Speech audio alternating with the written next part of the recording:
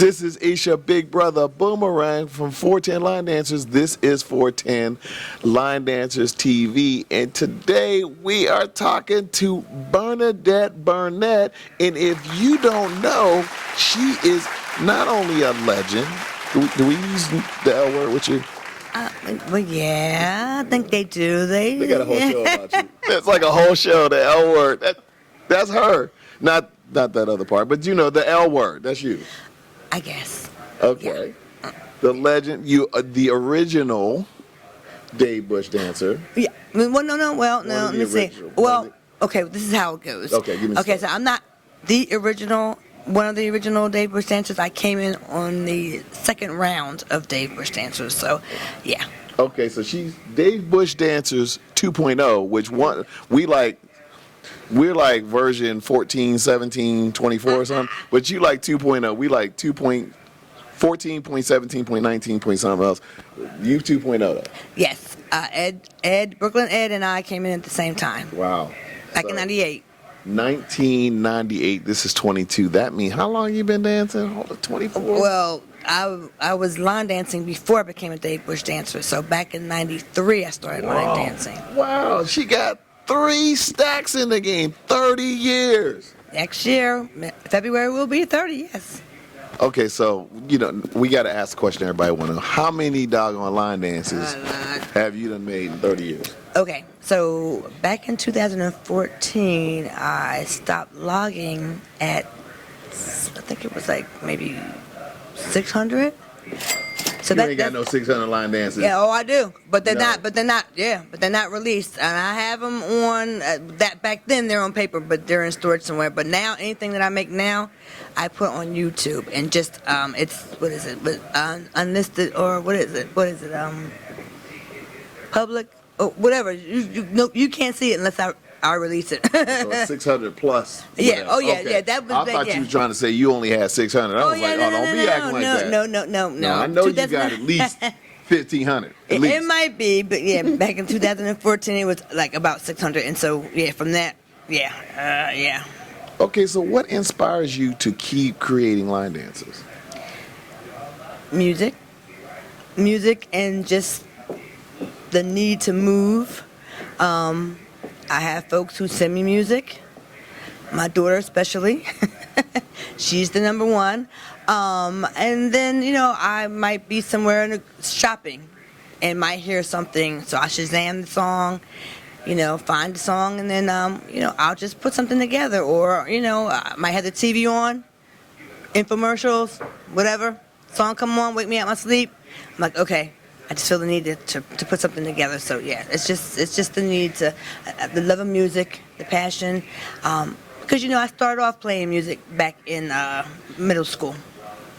Okay, so one thing I did want to know is, first of all, and I've had this conversation off camera about other folks, but do you feel like some of the newer folks who come in the game really appreciate what your contribution is to this? I would say it depends. You have certain folks in the game who maybe, let's just say, not so positive. So they tend to follow what their leader instills in their mind. But then you have some folks who just come in the game and they're teaching, and they let people know, hey, this is one person you need to, get to know, learn her dances, and so they have that respect. So it just depends on who their leader is, so to speak, I guess. Because, like I said, everybody's not positive in the line dance community, and it's sad. But I've seen some things in 30 years. Trust me.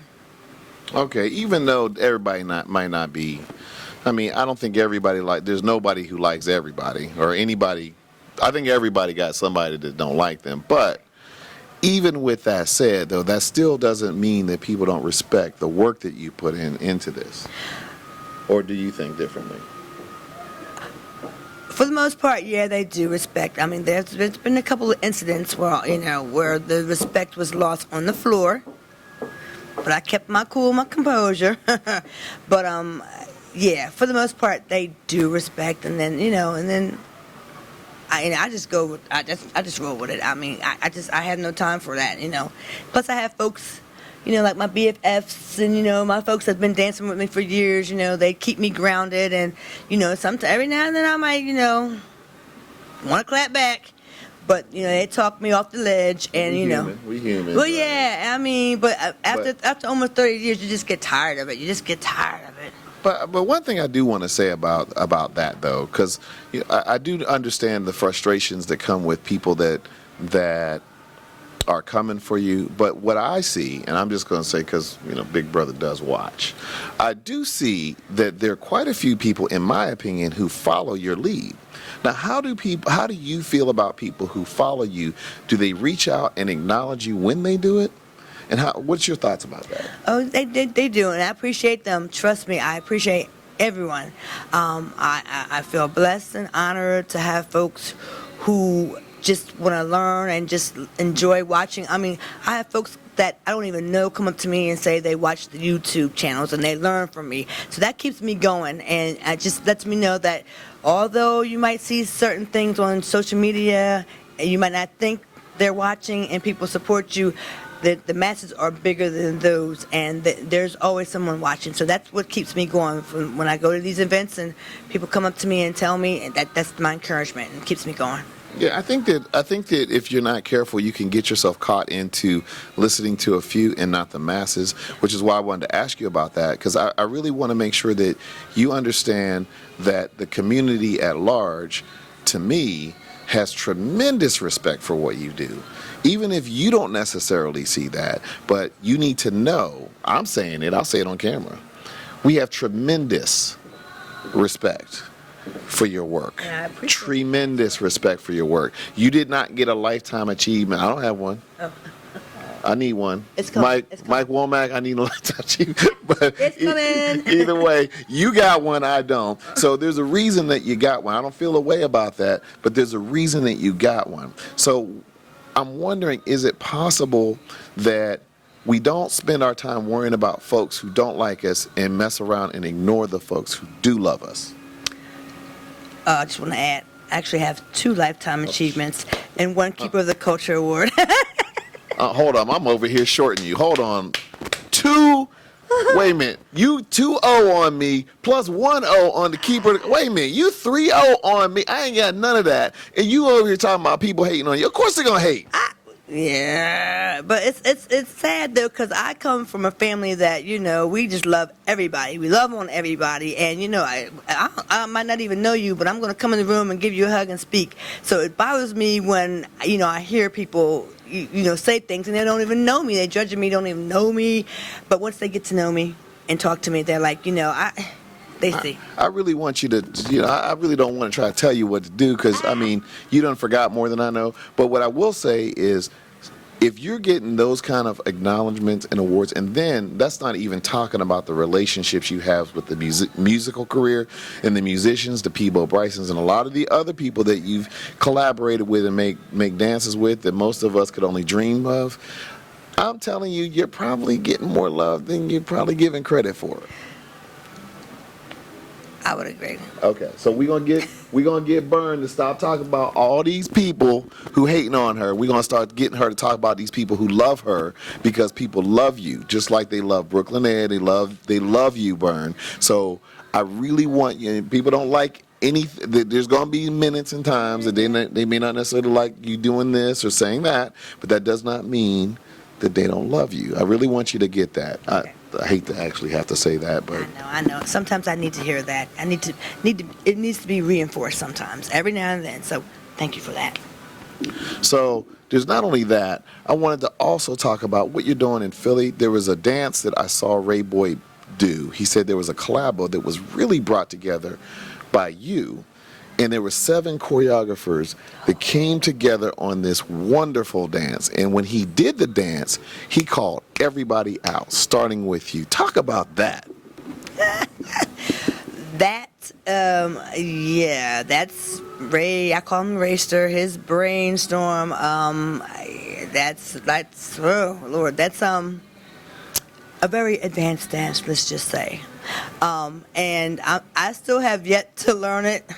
These knees aren't allowing me to do so right now. I mean, I have to modify some things, but yeah, I mean, yeah, he had some great choreographers to put that project together. Yeah, it's just a little too much for me right now. I'm gonna be honest. But yeah, I mean, it's a nice dance. You know, Ray comes up with these ideas, and you know, he makes it happen because he wants that solidarity and that you know that love together type of thing going on. That's what he wants to do, and I mean, that's how it should be.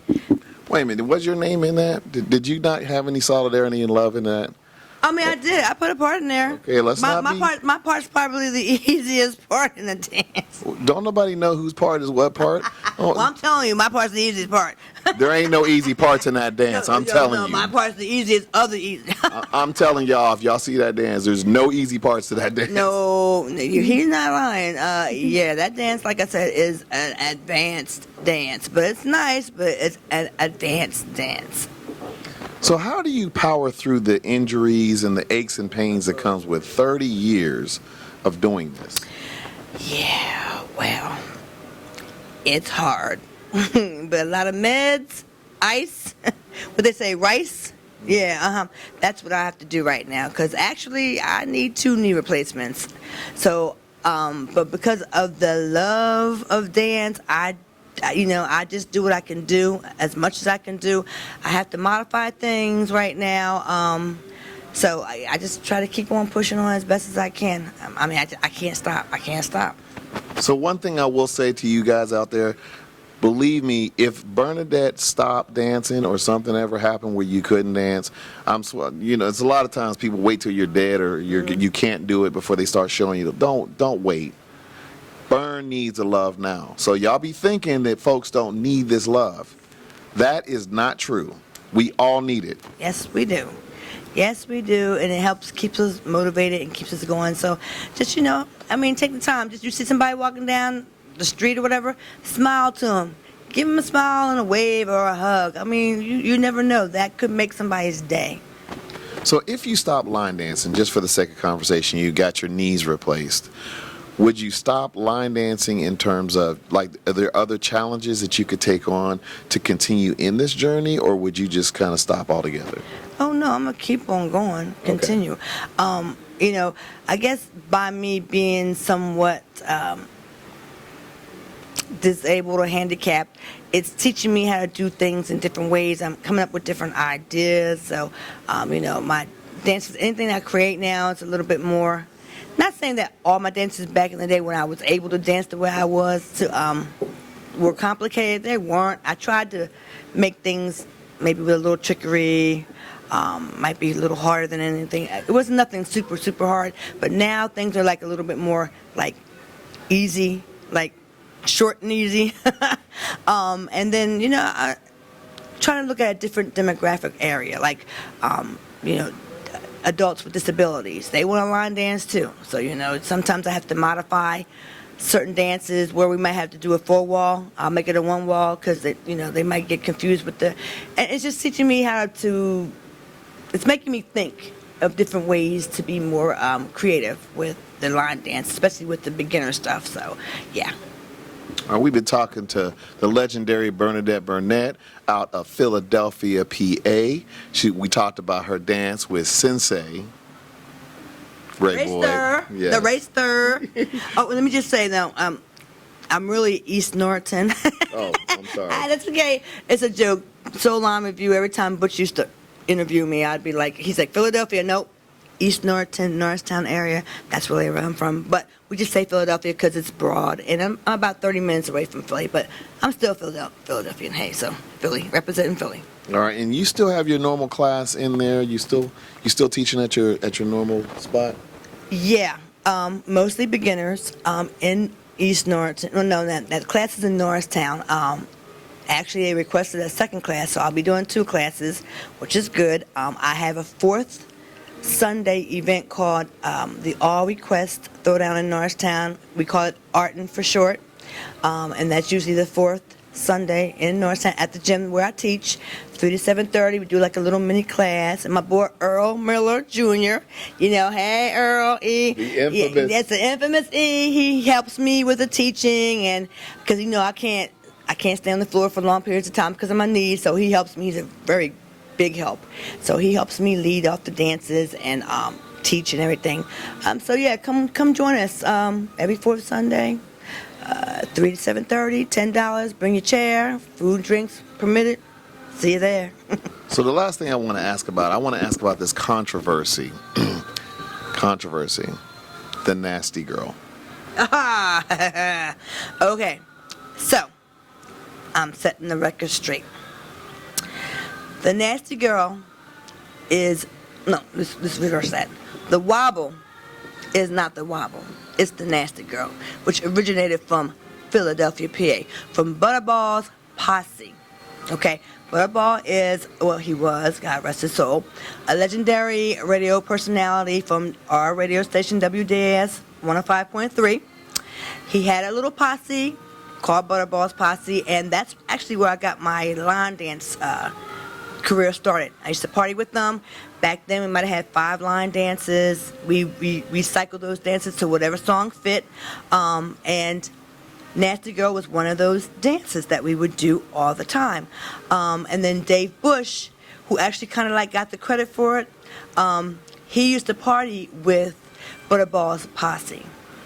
And because he was the one who always went out all the time, he kind of got credit for the dance, but it's really Butterball's Posse, but they all, like I said, all one big family, so he got the credit too. But it's the Nasty Girl, and it actually went to the song You Better Think by Len Collins. So, just so y'all guys know, the wobble is not the wobble, it's the Nasty Girl, and there is a YouTube video of me teaching the Nasty Girl before the wobble came out. I can't remember the year, but I've seen that video, and the reason why I bring that up, and this is bigger, as big as you are, this is actually bigger than you, because there was a big controversy about a year ago about TikTok. This is specifically on TikTok, about a lot of times choreographers like yourself would make dances on TikTok, and then other people would take them and then they would blow them up, and you would never get credit. So this is bigger than Bernadette, Burnett, or even soul line dancing. So this is happening with a lot of creators, and I don't know if you saw about the TikTok boycott that a lot of African American choreographers boycotted about a year ago. No, this is a real thing. That's why I bring it up. So what I really want to make sure that folks understand, especially you and anybody else who creates a lot, is that when you create, you may want to consider getting it copywritten so that this doesn't happen. That's why I bring it up. Imagine me copywriting all my dances. I'll be broke.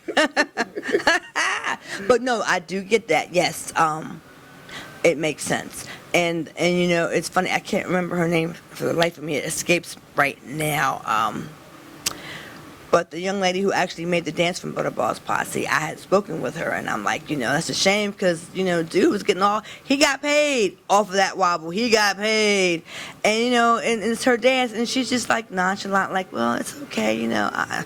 I'm like, girl, you better than me. But yeah, so that would be word of advice, to get your work copywritten if you can. A little too late for me. I mean, but I guess anything that I create now, I guess I could look into that. Well, I think for all choreographers, it is something. There was a actual boycott for one day on TikTok, so that's a real thing. Okay. It happened last year. It was mostly African American choreographers who were in that. So it was not line dancing. It was dancers all across. So it's a real thing. Unfortunately, I hate to have to tell you about that, but what do you think about? So for me, I see the Earl Millers, the Shawana Moores, I see N5678. I see some of them who really, in my opinion, are really following in your footsteps. Do you hear from them? Do they acknowledge your? Because to me, again, if you're sitting here thinking that folks don't love you, I'm telling you, I see them three, and 5678 is as big as it gets. And to me, they're following in your footsteps in a lot of ways. So maybe they have not reached out to you and said, hey, Bern, we're following in your direction. But those of us who are watching can see that. Can you see that? And does that make a difference to you? Well, Earl, you know, he stays in contact with me constantly, and he always says, you know, he gives myself and other folks credit to making him the person that he, you know, choreographer and dancer that he is. But yeah, I mean, it just makes me feel appreciated. Again, once again, it just helps me continue on because, I know that, I might be making a difference for somebody. So that just keeps me motivated to keep on moving, even when I want to stop. We've been talking to the legendary Bernadette Burnett. Please like, subscribe, give us a comment, keep us informed of what you think about the conversation. And if you don't hit that bell, Bernadette Burnett might come over there and she might snatch your trophy too, because she's been snatching people's trophies. Yeah. And hey, hit me up. YouTube, BABURNETTE 38. So that's BA Burnett 38. I'm on Instagram, Sexy B, and that's SECSYB. And I do have a website. It's not updated because I can't remember the password. I'm just being real. But you can check it out. It does have some important information, and that's belovestocreate.com. So that's BLOVESTOCREATE.com. And let me see, I'm on Facebook, Bernadette Burnett. And I'm not on TikTok. Not yet, anyway. And I think that I have Twitter. I think that's under Beloved to Create too, or just looking for my name. And I do have what's the other Snapchat, but I don't really use this. So hey, you can find me. Just look me up. YouTube. No, Google me. You'll find me. Yeah, hit up Bernadette Burnett. Show her some love. She needs it. We all need it. And we will see you on the next episode. Hey, see you.